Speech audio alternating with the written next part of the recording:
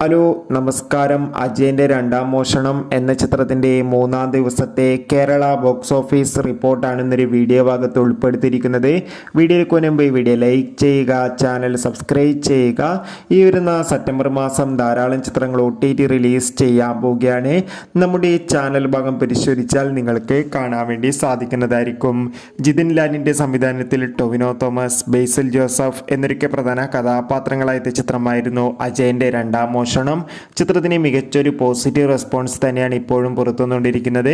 അതുകൊണ്ട് തന്നെ എല്ലാ സിനിമാ പ്രേമികളും ഒരേപോലെയായിരുന്നു ചിത്രത്തിൻ്റെ ഓരോ കളക്ഷൻ റിപ്പോർട്ടും അറിയാൻ വേണ്ടി കാത്തിരിക്കുന്നത്.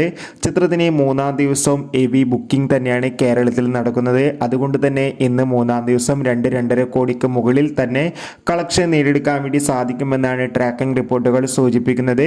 എന്തായാലും ചിത്രത്തിൻ്റെ കൂടുതൽ ഒഫീഷ്യൽ കളക്ഷൻ റിപ്പോർട്ടിനായി നമുക്ക് കാത്തിരിക്കാം. ചിത്രം കണ്ടവരുടെ അഭിപ്രായം കമൻറ്റ് ചെയ്യുക.